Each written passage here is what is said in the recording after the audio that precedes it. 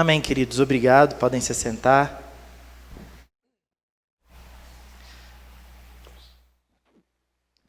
Que Deus abençoe a todos nós. É sempre uma alegria, sempre um prazer. Eu me sinto privilegiado de poder estar aqui compartilhando da palavra de Deus com vocês. Quem já ocupou esse lugar, não literalmente esse lugar, mas essa posição de compartilhar algo, de falar algo, ainda que seja num tempo menor ou que seja num momento informal, sabe que é difícil, traz desgaste, a gente fica preocupado, será que eu vou conseguir? Mas estar aqui é um prazer, é um privilégio poder falar com vocês e para vocês. Que Deus nos abençoe e que o Espírito Santo de Deus fale através de mim para a glória dele. Essa semana, queridos, eu estava olhando, estudando algumas coisas, e uma das coisas que eu vi é que existem mais templos religiosos, templos evangélicos no Brasil do que hospitais e escolas juntos. Então, existem mais igrejas do que hospitais e escola. A princípio, eu assustei, dona Marlúcia. Eu pensei, gente, mas será? Mas aí, eu comecei a pensar aqui em Patos mesmo. Aqui em Patos, essa é uma realidade assim, facilmente constatável. A gente percebe isso de forma tranquila. Existem muito mais igrejas nos bairros, jogando aí por baixo, 3 igrejas por bairros, 3 templos por bairros. E não tem hospital em todo o bairro, não tem escola em todo o bairro. Então, aqui a gente já vê que é realmente isso. Tem muito mais igrejas, muito mais templos evangélicos do que escolas e hospitais juntos. Se o benefício dos templos evangélicos é o mesmo das escolas e dos hospitais, a gente pode discutir, pode pensar. Mas esse é um fato. Os evangélicos estão crescendo. Aí eu estava vendo também o IBGE, as estatísticas, e eu fiz um comparativo. Em 2000, 15,5% das pessoas se declaravam evangélicas, no ano 2000.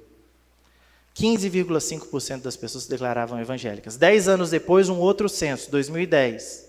22,2% das pessoas se declaravam evangélicas. Subiu muito em 10 anos. Agora, em 2022, foi feito o último, saíram os resultados do último, e 31,8%, quase 32% da população brasileira se identifica como evangélica. Os evangélicos estão crescendo e, na mesma proporção, o número de católicos tem caído. Não é uma disputa, mas é o que tem acontecido. Evangélicos aumentando, católicos diminuindo. A pergunta que eu sempre faço, eu estava vendo isso e fiquei pensando, e eu sempre trago isso aqui, a pergunta é, qual a relevância disso? O que isso tem interferido? A gente está vendo os resultados do aumento dos evangélicos na sociedade? Esses resultados são positivos, nós podemos dizer que são positivos. Quando nós olhamos para os índices sociais, esses índices estão acompanhando o crescimento daqueles que se chamam de povo de Deus. Nós somos o povo de Deus. E estamos crescendo, a sociedade está melhorando, a violência está diminuindo. Violência contra a mulher está caindo. Tem menos pobreza, tem menos desigualdade social. Essas coisas estão acontecendo porque o número dos evangélicos está aumentando, ou isso não está em conexão com o crescimento dos evangélicos? E quando a gente olha para os fatos mostram que os números não acompanham. Infelizmente, o Brasil ainda está no mapa da fome. Infelizmente, a corrupção que nós olhávamos e pensávamos, corrupção, esses políticos corruptos. Não dá mais para falar dos políticos corruptos como se a corrupção fosse algo exclusivo da parte da ordem política. Praticamente todas as semanas, se você acompanha algum tipo de portal de notícias evangélicas, toda semana sai um escândalo de corrupção dentro das igrejas, dentro das federações eclesiásticas, dentro das grandes organizações, das instituições, das igrejas do Brasil, direto sai um caso de corrupção, uma notícia de corrupção. Desigualdade social, que a gente olhava meio que lá para fora, lá de fora tem muita desigualdade. A desigualdade está presente dentro das igrejas. Parece que nós não apenas não falamos contra a desigualdade social, como nós trouxemos a desigualdade para dentro das igrejas. Tanto que tem muitas mega igrejas em que as pessoas são tratadas de forma diferente, a depender do quanto ganham, do seu contra-cheque, da sua fama, do seu reconhecimento. Tem igrejas com lugares VIPs, onde as pessoas famosas, ricas, grandes empresários, grandes influencers, jogadores de futebol, eles têm os seus lugares garantidos, sentados, confortáveis, próximos a banheiros bem equipados, confortáveis, enquanto os irmãos mais pobres, ou que não têm todo esse reconhecimento, que não são famosos, ficam lá atrás, sentam-se, se der, e está tudo bem. Porque a igreja, ela está não apenas deixando de falar contra os problemas do mundo, como trazendo esses problemas para dentro dela. Então a gente vê uma desconexão entre esse crescimento dos evangélicos, e eu estou falando dos evangélicos como uma autocrítica, nós somos evangélicos, esse crescimento desse povo que diz, nós somos o povo de Deus, em desconexão com a melhoria da vida das pessoas. Para alguns, a sensação que a gente tem é de que a chatice é que está aumentando. Mas o bom senso, a bondade, nós cantamos aqui que o reino de Deus é firmado em justiça, igualdade, bondade e fidelidade. É isso que a gente está vendo crescendo no Brasil, junto com os evangélicos. Justiça, igualdade, bondade, fidelidade. Essas coisas estão presentes na sociedade brasileira? Estão crescendo ou essas coisas não estão crescendo? Porque senão, a conclusão a que a gente chega é que isso que está crescendo no Brasil não é o reino de Deus. É a igreja evangélica, que não é necessariamente o reino de Deus. É um segmento religioso que está crescendo. E tem alçado poder político, poder midiático. Os evangélicos hoje conseguem eleger com um número muito expressivo de votos o deputado mais bem votado da história do Brasil, que é evangélico. A igreja evangélica consegue, se quiser, se aliançar politicamente e eleger um presidente. Hoje nós não somos um povinho, nós somos um povo relevante, mas relevante no ponto de vista político. A gente tem a bancada evangélica, a gente aparece na mídia, a gente aparece nas redes sociais e na maioria das vezes, infelizmente, virando meme nas redes sociais. Mas estamos aparecendo. E tem uma história bíblica que ela nos ajuda a entender um pouco disso que a gente está presenciando no Brasil. Muita gente que se identifica com Jesus, que diz que serve a Deus, mas a gente não vê muita relevância, a gente não vê a expressão disso. Eu quero que vocês abram, por favor, em Mateus capítulo 16. Mateus 16. Aqui a gente está falando do auge do ministério de Jesus, da fama de Jesus. Jesus está muito famoso em Mateus 16. Ele já é reconhecido, as pessoas vão até onde ele está, porque as pessoas já sabem dos sinais, dos milagres, de tudo aquilo que ele faz, das suas palavras, dos seus discursos, as pessoas já conhecem Jesus. Então, Jesus vai estar ali, todo mundo vai, a multidão cerca Jesus. Jesus é famoso aqui em Mateus 16. E Jesus encomenda, então, uma pesquisa de verificação da sua identidade. Jesus quer saber a percepção das pessoas a respeito de quem ele é. Então, no versículo 14 do capítulo 16, os apóstolos, os discípulos de Jesus vão responder Jesus, vão dizer, Jesus, alguns acreditam que o Senhor é João Batista, porque João Batista havia morrido. Alguns acham que o Senhor é João Batista. Outros acham que o Senhor é Elias. Outros acham que o Senhor é Jeremias. E tem outros que acham que o Senhor é outros profetas aí, algum dos profetas. Então Jesus pergunta para os seus amigos, para aqueles que o acompanham, que estão com ele o tempo todo, e vocês, o que vocês dizem que eu sou? E Pedro parece que tinha essa coisa assim de responder na impulsividade, de responder primeiro, de falar na frente dos outros. Pedro diz para Jesus, tu és o Cristo, Filho do Deus vivo.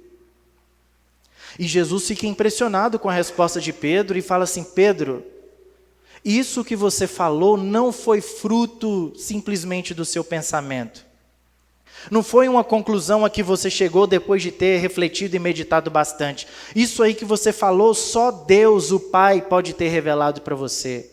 Não foi carne nem sangue que te revelou isso, Pedro. Quem te revelou isso foi o próprio Deus.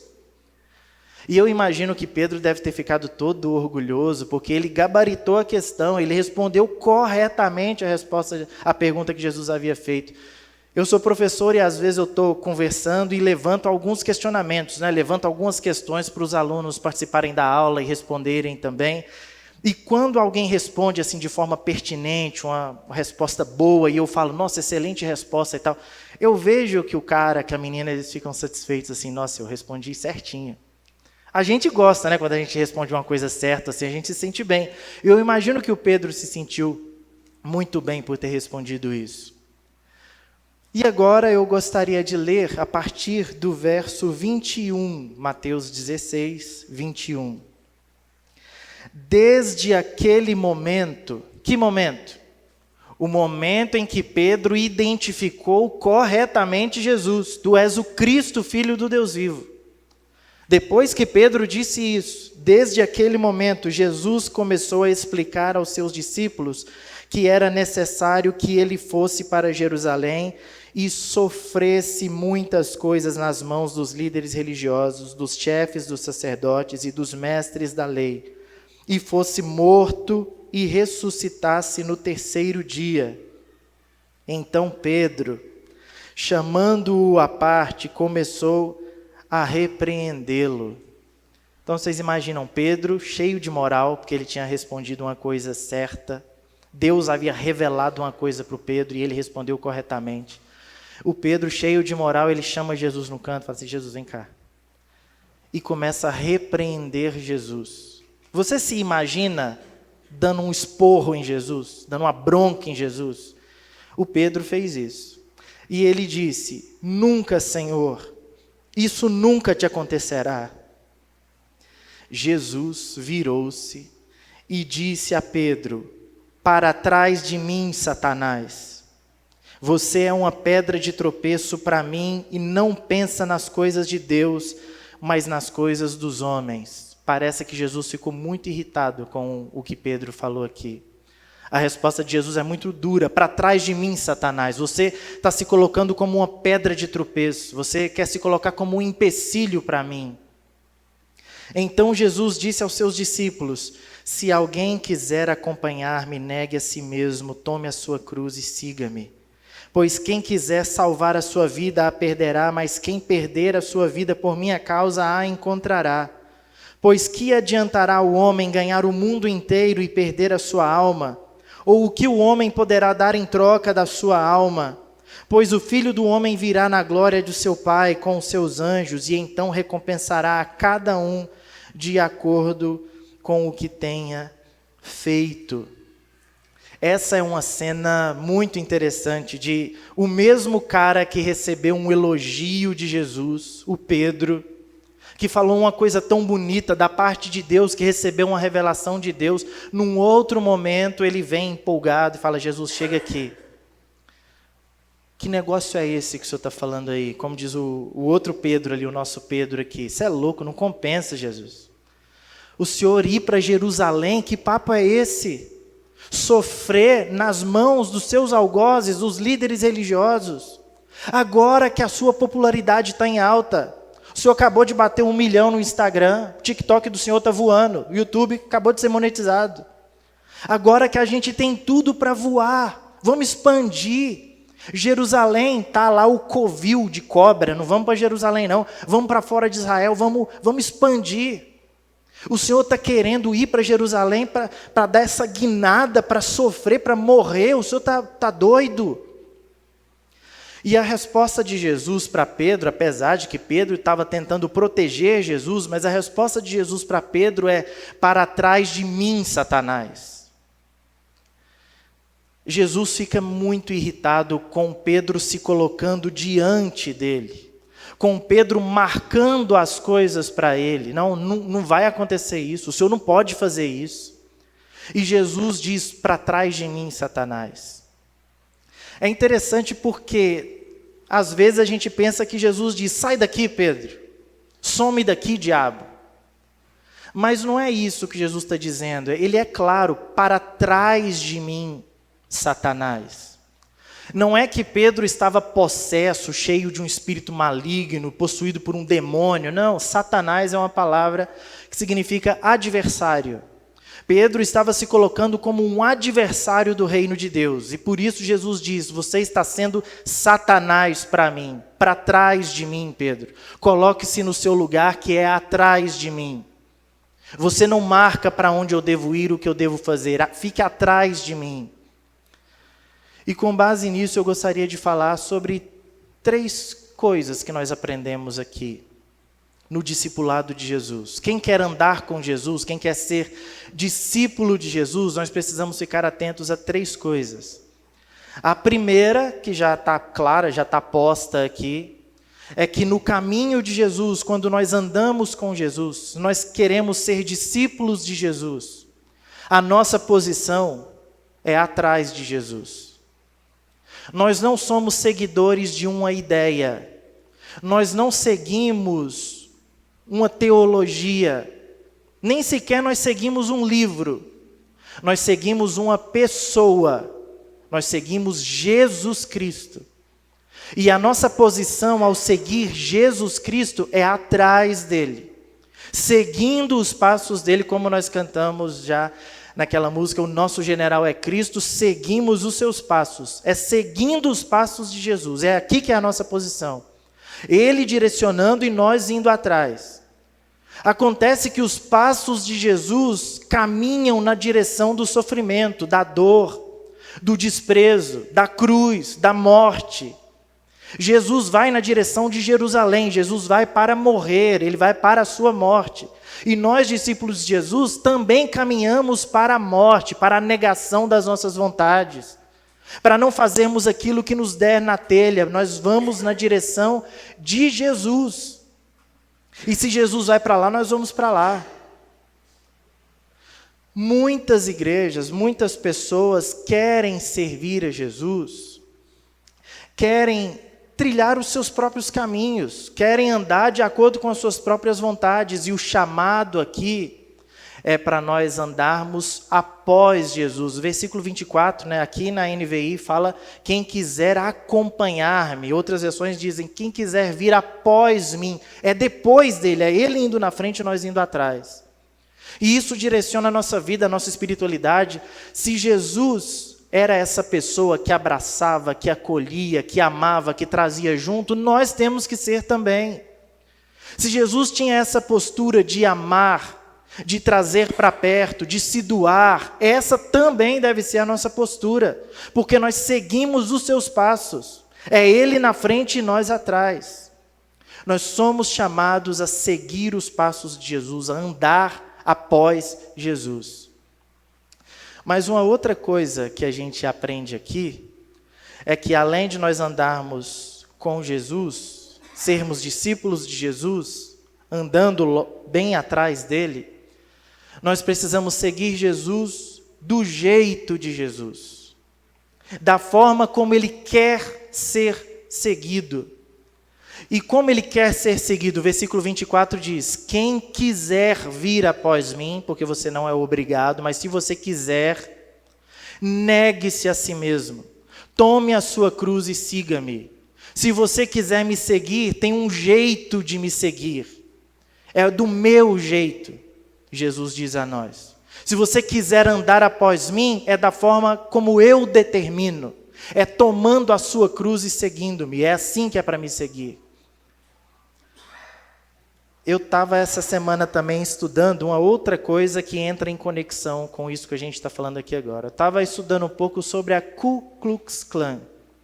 Não sei se todos aqui já se depararam com o que é a Ku Klux Klan, que é um grupo que odeia negros e imigrantes, e depois vertentes mais modernas, odeia homossexuais e odeia católicos, mas um grupo de ódio supremacista nos Estados Unidos, que começou em 1865, mas até hoje existe.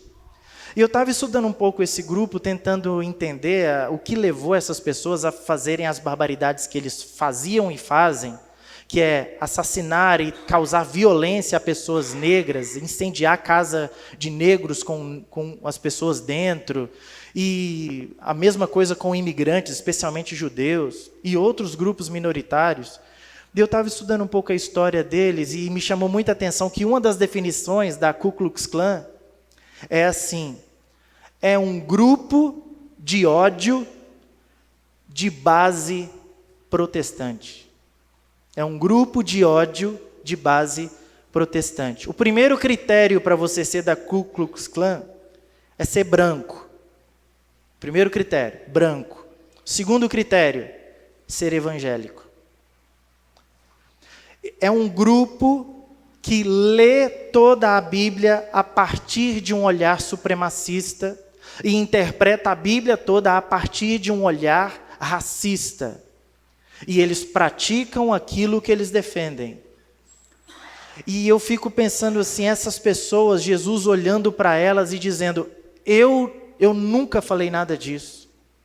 Vocês estão fazendo toda essa crueldade, todos esses absurdos, porque vocês estão dizendo que estão me seguindo, mas não do jeito que eu quero ser seguido. Vocês estão fazendo do seu próprio jeito. Eu nunca fui violento com as pessoas para vocês estarem fazendo isso agora. Mas eles fazem. Aqui no Brasil, felizmente, nós não temos a Ku Klux Klan, apesar de termos racismo, mas nós não temos de forma tão escancarada algo como a Ku Klux Klan. Mas nós temos os nossos problemas aqui também, as nossas contradições. Tem pastores que só falam de dinheiro. E igrejas e pessoas e membros que vão nessas igrejas para ouvir esses pastores, que são tão culpadas quanto esses pastores. Porque estão lá porque também querem ouvir sobre dinheiro. Estão lá porque são avarentos e querem mais e mais e mais. Então, onde tem alguém falando de dinheiro, o cara está lá porque ele quer mais e mais e mais. E eu imagino Jesus olhando para essas pessoas e dizendo: olha, vocês dizem que me seguem, mas eu não vivi da forma como vocês estão querendo viver. Inclusive, Jesus disse que não é possível servir a dois senhores. Ou você serve a Deus ou você serve às riquezas. Não dá para servir os dois. Eu fico pensando nessas pessoas que dizem: eu sirvo a Deus, eu gosto, eu vou na igreja, mas eu não levo desaforo para casa. Ah, é? O seu mestre levou o desaforo. O seu mestre foi injustiçado. O seu mestre disse que se você for esbofeteado numa face, você deve dar a outra. Então, se você quiser andar com o seu mestre, é do jeito do seu mestre. Nós precisamos andar com Jesus do jeito de Jesus. Eu não perdoo ninguém. Ah, é? O seu mestre disse que nós devemos perdoar 70 vezes 7.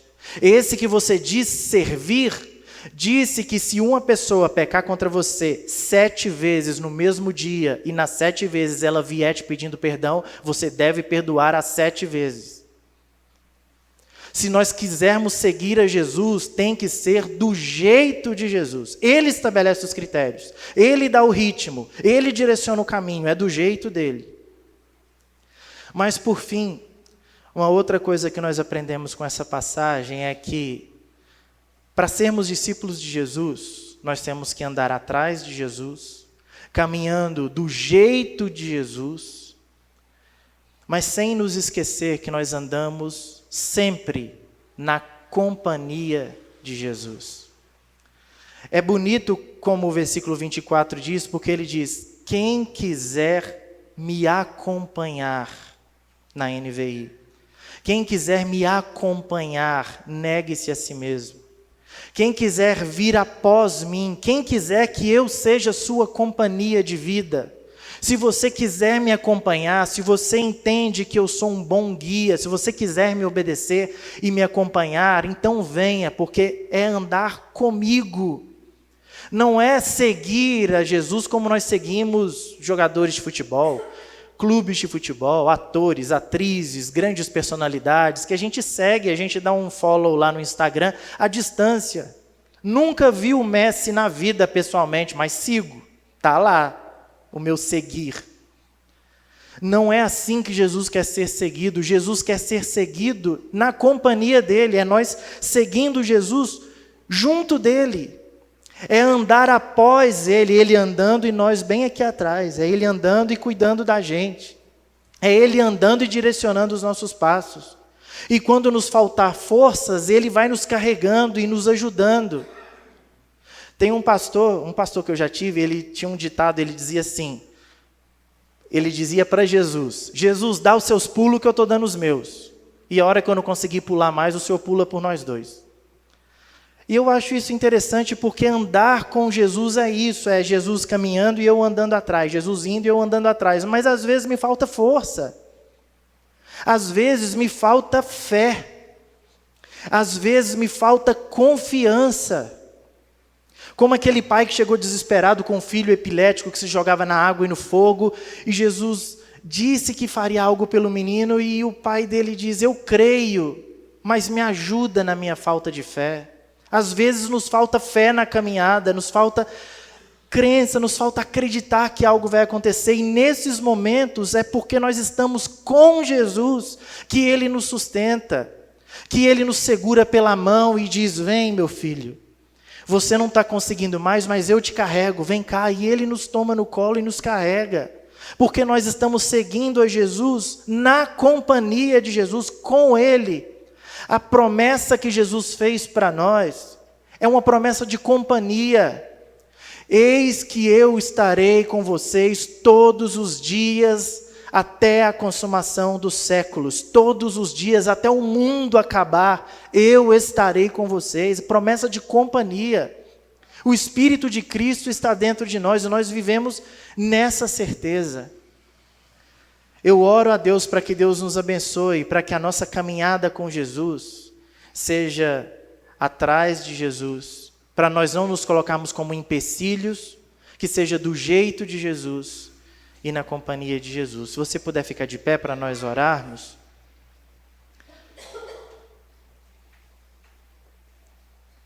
Coloque a sua vida diante do Senhor, coloque suas necessidades diante do Senhor, e nós vamos pedir para que o Senhor nos ajude. Porque seguir a Jesus é tomar a cruz, é andar após Ele, e às vezes isso é difícil, isso exige muito de nós, e nós nos sentimos fracos, mas o Senhor pode nos ajudar nessa caminhada. Deus, nosso Pai, nós apresentamos diante do Senhor os nossos caminhos. Nós apresentamos o que somos. Nós apresentamos a nossa vida e nossas limitações, as nossas fraquezas. Nós gostaríamos, Senhor, de o tempo todo estarmos animados, estarmos firmes, estarmos fortes, com a fé no talo, é o que nós gostaríamos. Mas às vezes no caminhar nós fraquejamos, nós somos pequenos, Senhor, nós nos assustamos, nós temos medo. E nós pedimos ao Senhor a sua graça.